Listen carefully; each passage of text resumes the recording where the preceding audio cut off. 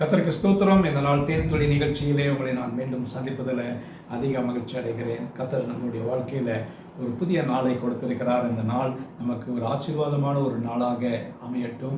இந்த நாளில் கூட ஆண்டவரை நோக்கி நாம் பார்ப்போம். அவருடைய வசனம் சொல்லுகிறது, அவர் நமக்காக பரிந்து பேசுகிற தேவனாக இருக்கிறார்.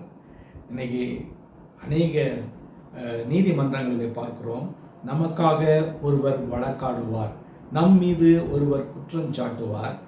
அந்த நேரத்தில் நம்முடைய சார்பாக நமக்காக அந்த நீதிபதியினிடத்திலே வழக்காடுகிறதான ஒரு வழக்கறிஞர் இருப்பார். அவர் நமக்காக எடுத்து வைப்பார். அதே போல இந்த 1 யோவான் 2ஆம் அதிகாரம் 1 வசனத்தில் 2வது வசனத்தில் பார்ப்போம் என்று சொன்னால், ஆண்டவராகிய இயேசு கிறிஸ்து இந்த நாளிலே அவர் பரலோகத்திலிருந்து சில காரியங்களை செய்து கொண்டிருக்கிறார். நம்ம இந்த உலகத்தில் நாம் வாழ்ந்து கொண்டிருக்கிறோம். நம்மை சுற்றிலும் பாவங்கள் நிறைந்திருக்கிறது.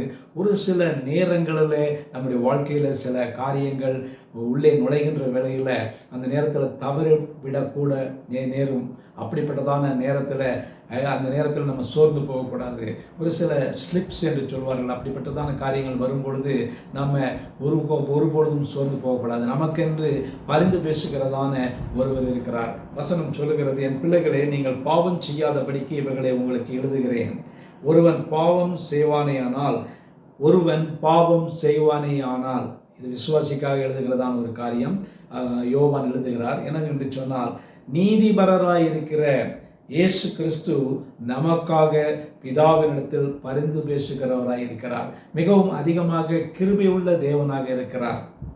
நம்ம கீழே விழுந்து போகின்ற வேளையில், அசுத்தங்கள் நம்மை வந்து அண்டிக் கொள்கிற வேளையில், நாம் அதிலிருந்து வெளியே தப்பி வருகிறதற்கு உதவி செய்வதற்காக நமக்காக பிதாவினிடத்திலே வேண்டிக் கொள்கிறார். நான் இவனுக்காக என்னுடைய இரத்தத்தை சிந்தினேன், விலையேறப்பெற்ற இரத்தத்தை, ஜீவனை இவனுக்காக நான் கொடுத்தேன். ஆகவே ஒரு தடவை இவனுக்காக மன்னியுங்கள் என்று ஒவ்வொரு தடவையும் நம்முடைய வாழ்க்கையில் பல தவறுகள், சிறு சின்ன காரியங்கள் வருகின்ற வேளையில் அந்த நேரத்தில் நமக்காக பரிந்து பேசுகிற தேவன் இருக்கிறார். பிசாசானவன் எப்பொழுதும் நம்மை குற்றம் சாட்டுகிறவனாக இருக்கிறான். நம்ம மீது பிதாவினிடத்தில் வந்து இவர் இந்த தவறை செய்து விட்டார். அதுதான் இந்த இடத்துல யோவான் மிக தெளிவாக சொன்னார், ஒருவன் பாவம் செய்வான். பாவம் செய்யக்கூடாது, ஆனாலும் கூட பாவம் செய்கிற வேளையிலே அந்த நேரத்தில் உங்களுக்கும் எனக்குமாக அவர் பரிந்து பேசுகிற தேவனாக இருக்கிறார். நீதிபரராகி இருக்கிறார். அவர்தான் கிருபாதார பலியாக நமக்கு செலுத்தப்பட்டிருக்கிறார். இந்த வசனத்தை பார்க்கின்ற வேளையில் நம்ம எவ்வளவு ஸ்லாக்கியம் பெற்றவர்களாக இருக்கிறோம். ஆகவே நாம் தொடர்ந்து ஒரு பரிசுத்தமான ஒரு வாழ்க்கை வாழ வேண்டும். இந்த வசனம் சொல்லிட்டதுனால நம்ம தொடர்ந்து பாவம் செய்து கொண்டிருக்கக்கூடாது. ஆகவே நம்மை பரிசுத்த ஆவியானவர் கண்டித்து உணர்த்துவார் என்று சொன்னால், நாம் ஜாக்கிரதை உள்ளவர்களாக இந்த வாழ்க்கையில் வாழ வேண்டும். அப்படி செய்வோம் என்று சொன்னால் கர்த்தர் நம்மோடு கூட வழி நடத்துவார். ஏற்படக்கூடிய சில சங்கடமான நேரங்களிலே கவலைப்பட வேண்டாம், சோர்ந்து போகலாம். உங்களுக்காக அவர் பிதாவினிடத்திலே பரிந்து பேசுகிற ஒரு அட்வொகேட்டாக, உங்களுக்காக வழக்காடுவராக இருக்கிறார்.